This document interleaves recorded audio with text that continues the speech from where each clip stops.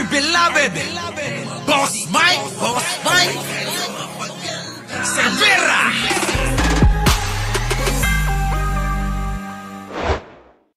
Patotsada inilabas ni Kitty Duterte online laban sa isang umano'y dating konektado sa kanyang ama na ginagamit daw ang ugnayan nila para sa pansariling pakinabang. Ang buong kwento ay hatid sa atin ni... Eto na mga kababayan ko, pakinggan nyo maigi. Si Kitty daw nagsalita na. Parang naipalabas ko to pero mas maliwanag ito. Kaya eto, panoorin natin, pakinggan ha. Yada Rodil. Naglabas ng matapang na pahayag sa Instagram story si Kitty Duterte laban sa isang individual na umano'y dating konektado sa kanyang amang si dating Pangulong Rodrigo Duterte at ngayon ginagamit umano ang naturang ugnayan para sa pansariling interes. Ayon kay Kitty, kita nyo, iisa lang yung sinasabi ni Kitty at ni Maharlika. Hindi ba kayo nagtataka? Ngayon ibalik nyo yung sinabi ni Banat Bay na may nagbabayad kay Maharlika na isang nagseselos. Grabe no? ang hindi pinangalan ng tao ay umaakto bilang partner ni Digong para makalapit sa dating Pangulo at makakuha ng impormasyon na maaaring gamitin sa masamang layunin. Naku, walang ganon. Walang ganon, yung masamang layunin, wala. Tuloy. Pinunyag din niya na may mga pinadala itong hindi kaaya-ayang mensahe sa kanyang ama. Kung pinapalampas man daw ng kanyang ina ang ganitong pag-ugali, siya mismo ay hindi papayag. Kita nyo na. Kita nyo na. Siguro mga kababayan alam nyo na kung sino yung tinutukoy na nagseselos sa isang babae sa buhay ni Digong. Baka nasa litrato lang na to. Babayad ba yan? Marami rin sigurong pera yan, mga kababayan. Alam naman natin na lantaran naman sino? Si Hanelet na siyota ni Digong, di ba? Survey channel, maliit na bagay yan, ha? Tuloy. Nilinaw rin ni Kitty na batid niya kung sino ang tunay na kaibigan ng dating Pangulo at kung sino ang nagpapanggap lang. Ikinuwento rin ni Kitty na nanatili siya sa dahig sa loob ng 3 linggo pero... Naku, mga kababayan, laging nandoon yun Yung si Alpotera na tinatawag nila, yun naman yung tinutukoy nitong project ni Digong. Grabe naman kayo kung mga project kayo. Porke ba niretoke yung pagmumukha nito? Sobra kayo, ha? Yung mga comment nyo nga. Francis D, yung comment mo, ha? Parang hindi halatang galit na galit ka kay Kitty. Ano? Sige, tuloy.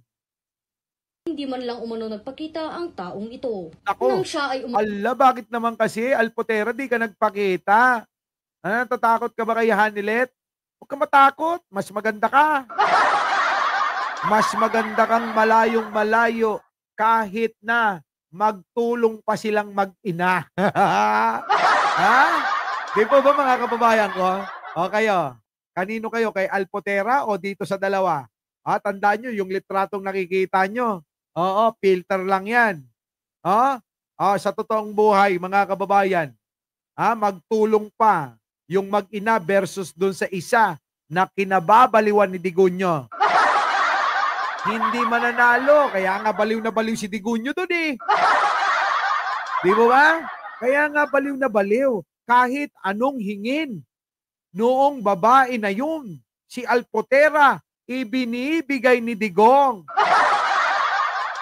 Kahit nga bulong lang na mga kaso noong sumusuporta, yung pumupondo, yung mga kaso noon, mga kababayan, napoprotektahan. Balita ko nga mga kababayan may kaso pang nakabinbin yan na matagal na, na tila ba yan yung kanilang gusto na mangyari, pumabor sa kanya yung magiging hatol ng korte. Nako!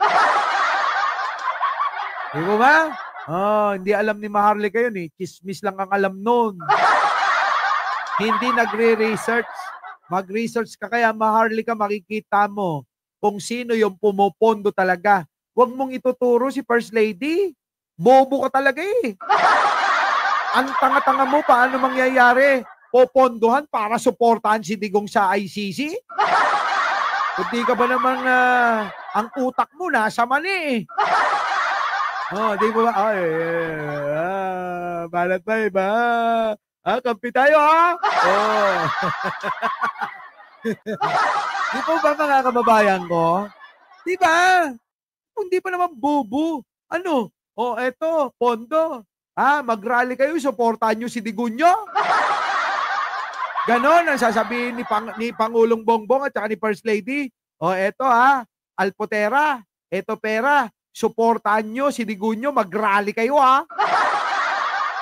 Ang tanga lang ng maniniwala kay Maharlika. Mga kababayan, ang mga naniniwala kay Maharlika, nuknokan ng tanga. Tuloy. Pulis at ang kanyang ina na lamang ang naiwan sa Pilipinas, sa araw ito muling naging aktibo at lumantad. Kinompronta ni Kitty ang naturang tao sa pamamagitan ng hamon na bumalik sa Pilipinas para harapin siya, pero sa pagkakataon... Aba, naghahamon pa si Kitty. Alpotera, harapin mo nga. Paramihan nga kayo ng pera. Di ba? Paramihan lang ng pera, labanan. Siyempre, kapag marami kang pera, makikita mo na kung sino pinakamarami ang vlogger niya. Sa mga DDS, mga kababayan, alam na alam nyo kung sino maraming pera, kung sino mas maraming vlogger, mga kababayan, ayun, yun ang maraming pera. At saka depende sa vlogger, mga kababayan. Mukhang itong... kinakampihan ni Maharlika Tinodo sa kanya. Yung pang-10 vlogger dapat sa kanya lang binayad. Hindi, mga kababayan, Siyempre, si Maharlika, buwakaw sa pera yan. Mga kababayan, kitang-kita ng dalawa ko dalawang mata ko. Basta pera, si Maharlika, mga kababayan. Huwag kayong maniwala. Matulungin. Diyos ko, buwakaw sa pera yan. Kaya ako hindi naniniwala na walang bayad. Totoo yung sinasabi ni Banat Bay. Oo, may bayad yan sa isang nagseselos kay Digonyo. Alangan naman na magselos si Roque. Hindi naman siyota ni Digong si Roque, no? Diba? Alangan naman. Si Maharlika pa rin ang magbabayad sa sarili niya. Hindi naman siguro siya magugustuhan, no? Lalong-lalo na kapag nakatikim na si matandang Duterte ng mga bagetsing bata. Nako! Hindi na yan papatol sa mas matanda pa. Kanino? Sa kaedad ni Hanilet, malabo na. Tuloy. Tuloy. Ito, wala na umano'y backer ng naturang individual. Nako, Sa huli, wala na daw backer, sinisiraan nyo lang. Nako paano magiging backer, mga kababayan? Malapit na malapit nga sa puso ni Digong yan. Di po ba? Paanong backer na walang backer na pinagsasabi mo, Kitty? Aminin nyo na. Si Alpotera ang pinakamahal ni Duterte dahil lahat ng hilingin na pabor ni Maharlika ay ni Alpotera lahat binibigay Kaya kayo nang sisyelos Diba? Parpares naman kayo nabibigyan ni Dugong. Tama na yun. Diba mga kababayan, Yan, Francel, tamang-tama yan. Inanawagan si Kitty sa mga taga-suporta, vlogger at publiko na maging mapanuri, mapagmatsyag, at huwag agad maniwala sa mga kwento ng mga nagpapanggap. Nako, yung mga nagpapanggap daw, hindi naman siguro panggap yun. Tanong ko nga mga kababayan, paano magpapanggap yung isang babaeng napipicturan yung patotoy ni Digong? Kita nyo? Kahit na mga kababayan, kayo tagapag-alaga, ni Digong, mga kababayan ko. Grabe naman. Kung pati pututoy niya, inyong pinipicturan, isipin nyo nga yan. Saan kayo nakakita ng ganun, mga kababayan ko?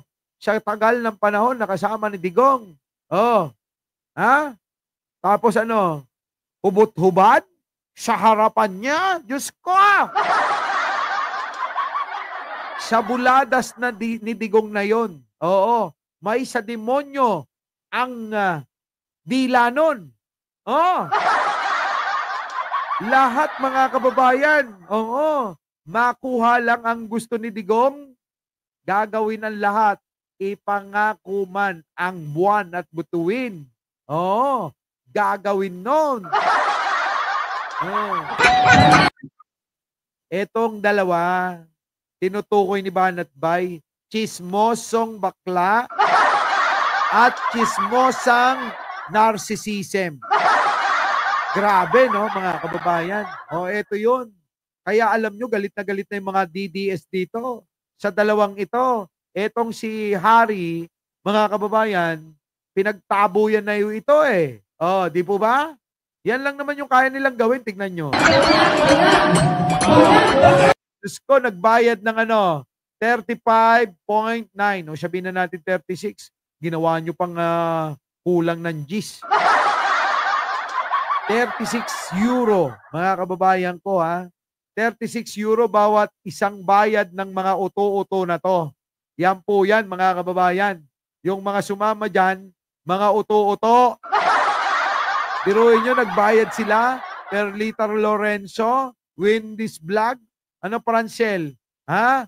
Tina Pabia, nagbayad sila ng 35.90 euro. Para maggaganito lang, maggaganito. Kita nyo mga kababayan, yan po ba'y nakakataas ng dignidad? O yan po Diyos ko, napaka-kachipan. Ang cheap naman mga kababayan kung ang ipapakita mo na pagkontra sa gobyerno, ganyan lang. Di po ba mga kababayan, kung ang ipakakita mo sa gobyerno, sa pagkadismaya mo, ganyan lang, wag na, nakakahiya. Grabe nakakahiya, ang chip-chip kaya. Oh, sige tuloy. Si Maharlika, pil na pil pa niya. Uy, Maharlika, kahit na magaganyan ka, hindi ka nagaganda. Kung ako sa'yo, alam mo, gawin mo, iparitoke mo rin yung muka. Sa bagay, naritoke na pala. Naritoke na yung pagmumukha ni Maharlika, hindi nga lang tumalab talaga. Oo hindi na talaga tatalab mga kababayan Wala nang pagkakapitan.